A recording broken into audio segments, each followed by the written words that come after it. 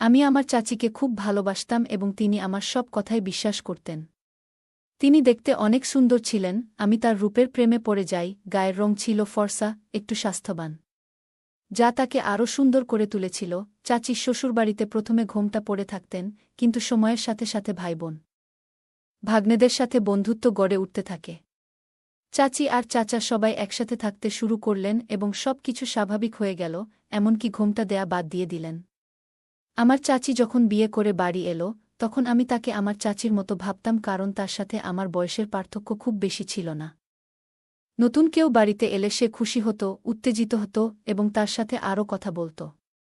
পুরো বাড়িটাও সে সুন্দর করে তুলত এবং তার কথা বলার মধ্যে একটি বিশেষ আকর্ষণ ছিল। সে রান্নাঘরে দাঁড়িয়ে কাজ করছিল, আর যখনই সে কিছু চাইত, আমি তা এনে দিতাম। আমরা হাসতাম, ঠাট্টা করতাম, লুডু খেলতাম, কখনো একসাথে বসে চা পান করতাম। আর আমি তার দিকে চেয়ে থাকতাম, জানি না কেন। একটা সময় ছিল যখন পরিবারে এটা নিয়ে কথা উঠেছিল যে হয়তো আমার খালার সাথে আমার কিছু অদ্ভুত সম্পর্ক আছে। এই খবরটি পরিবারের একজন মহিলার দ্বারা ছড়িয়ে পড়েছিল, কারণ তিনি শিক্ষিত এবং সুন্দরী ছিলেন। কিভাবে কথা বলতে হয় জানতেন, ভালো খাবার রান্না করতেন, সবকিছুই বুঝতে পারতেন। পরিবারটি তাকে খুব ভালোভাবে গ্রহণ করেছিল এবং তাকে সবসময় সম্মান করত। কিন্তু যখন তাকে নিয়ে আলোচনা হয়েছিল, কেউ তার বিরুদ্ধে কিছু বলতে পারেনি, শুধু বলেছিল যে তার সাথে আমার সম্পর্কটা অন্যরকম ছিল। আপনি নিজেই ভেবে দেখুন, এটা কিভাবে হতে পারে না। অনেকেই অনেক কথা বলেছিল, যদিও আন্টি সবাইকে আশ্বস্ত করেছিলেন যে আমি তার ছেলের মতো। তিনি বলতেন, যদি চাচা তার মায়ের জায়গায় থাকতে পারেন, তাহলে আমার ক্ষেত্রেও তা সম্ভব। আর একজন ছেলে কি তার মাকে নিয়ে হাসিঠাট্টা করতে পারে না? এভাবে কি আমাদের বিব্রত হওয়া উচিত ছিল? লোকেরা আমাদের সম্পর্ককে ভুল বুঝেছিল, যার ফলে আমাদের একে অপরের সামনে আসা দেখা উচিত ছিল না। কিন্তু যখন মানুষ যদি আমাদের উপর দোষ না দিত, তবে হয়তো অনেক কথাই বলা হতো না। কিন্তু আমরা একে অপরকে অনেক সম্মান করতাম, এবং আজও আমি তাকে একটি পরামর্শ দিয়েছিলাম যা বাস্তবায়ন করতে যাচ্ছিলাম। তাকে অভিনন্দন জানাতে গিয়েই আমি হতবাক হয়েছিলাম, জানতাম না যে এই উপদেশটি আমার জীবনকে ধ্বংস করবে এবং আমার বাড়িতে অশান্তি সৃষ্টি করবে। আমার নাম শ্রাবণ, আমার পরিবারের আমিই যুবক এবং সবচেয়ে শক্তিশালী। সবাই আমাকে বিশ্বাস করত। লোকে বলত, যখনই কোনো কাজে বিয়ে হতো, সব কাজ আমার হাতে তুলে দেওয়া হতো।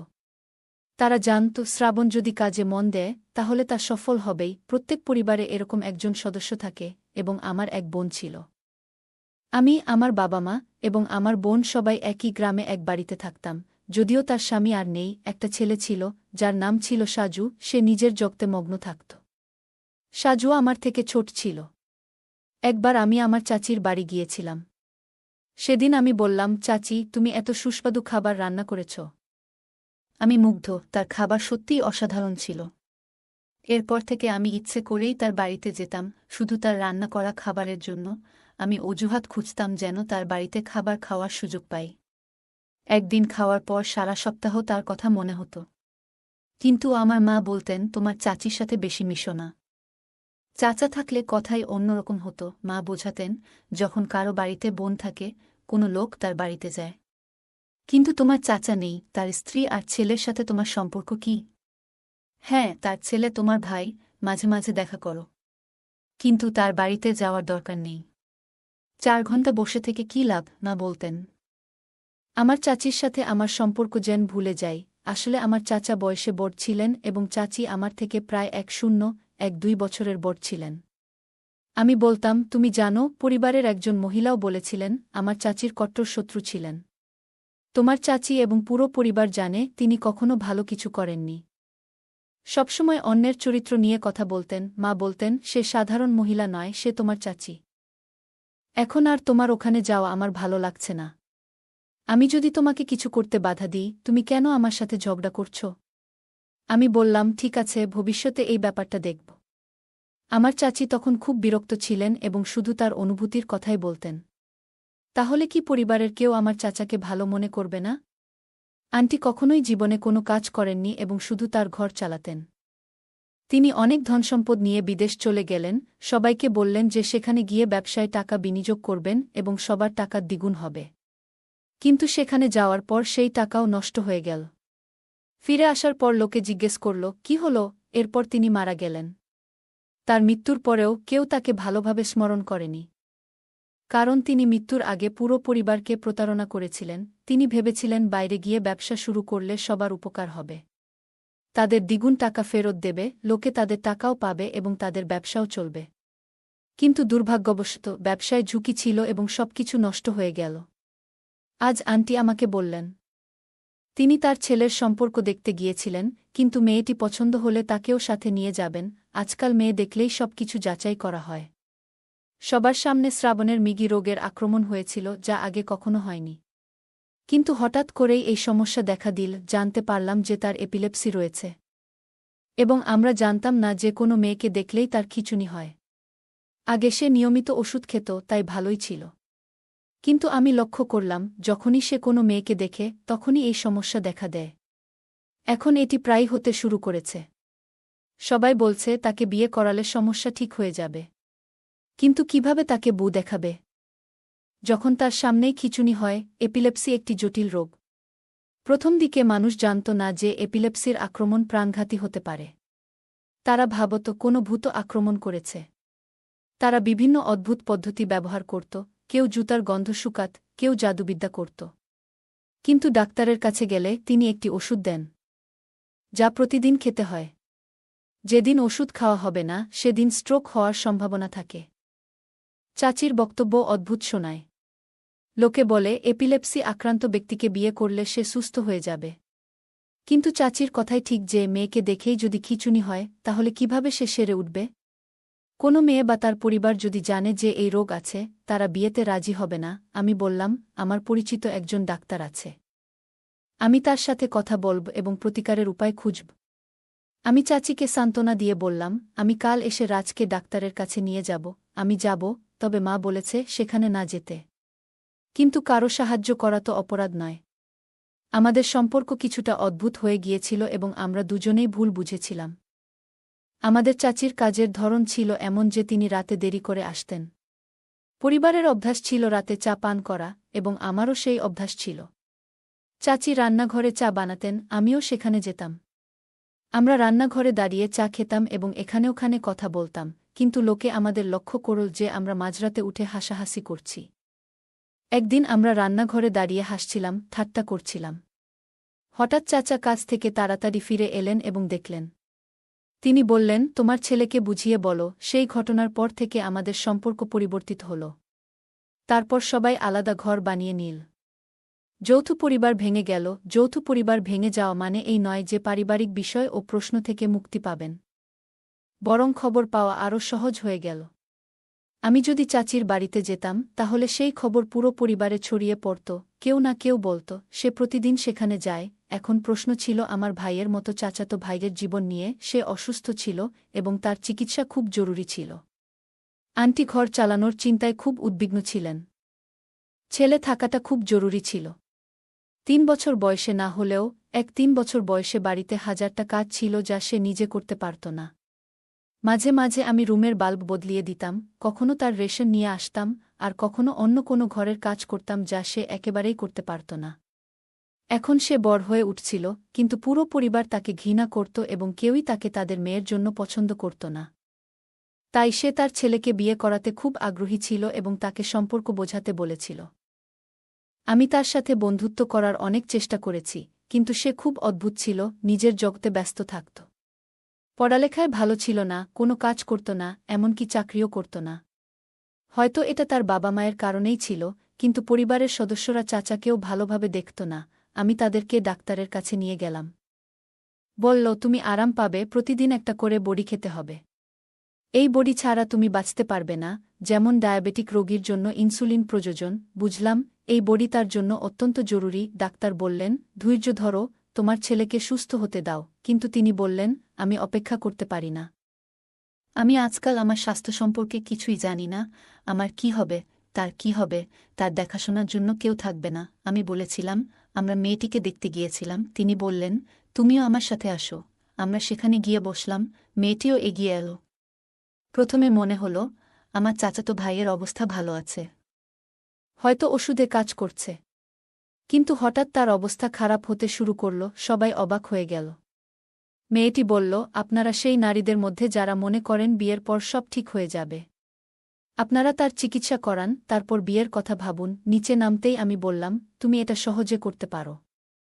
আমরা সম্পর্ক দেখতে এসেছি, তোমার মেয়েকে তুলে নিতে নয়। আমরাও সম্মানীয় মানুষ। চাচি রাগ না করতে বললেন। আমরা সেখান থেকে ফিরে এলাম। বাড়ি ফিরে মা খুব বিরক্ত হলেন, জিজ্ঞাসা করলেন আমি কোথায় ছিলাম।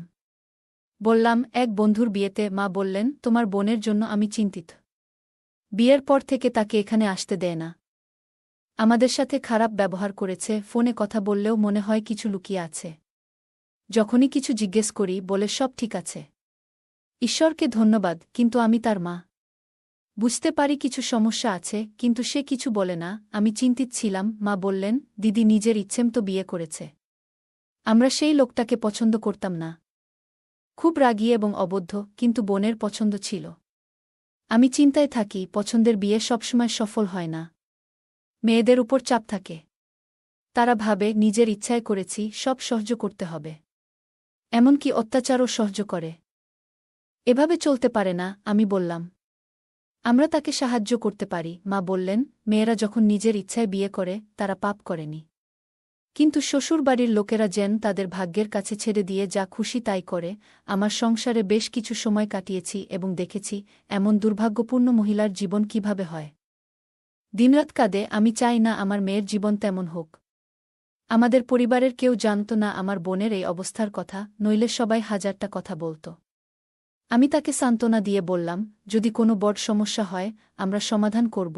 আমাদের বাড়িতে আমরা জীবনের কঠিন পরিস্থিতির মুখোমুখি হয়েছি। আমরা এই সত্যটি গোপন রেখেছিলাম এবং পরিবারের মধ্যে ছড়িয়ে দিয়েছিলাম যে আমাদের ইচ্ছানুযায়ী বিয়ে হয়েছে। এই খবর শুনে আমার চাচি মন খারাপ করলেন। যখন গোটা এলাকায় ছড়িয়ে পড়ল যে একটি ছেলের মেয়েকে দেখলেই অদ্ভুত খিঁচুনি হয়। এই খবর দ্রুত ছড়িয়ে পড়ল, আর এমন অনেক রোগের খবর ছড়াল। এটাকে ইংরেজিতে ফিট বলা হয়। মানুষ এই ধরনের গল্প খুব পছন্দ করে, কিন্তু যখন এটা হয় তখন শুধুমাত্র সেই ব্যক্তিই জানে কত কষ্টের। চাচি বললেন, আমার ভাগ্য খারাপ, আমার সারা জীবন দুশ্চিন্তায় কাটবে।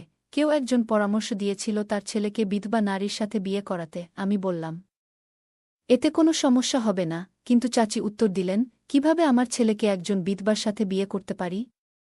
এটা কি তার দোষ যে সে বিধবা? আমাদের উচিত তার সম্মান করা।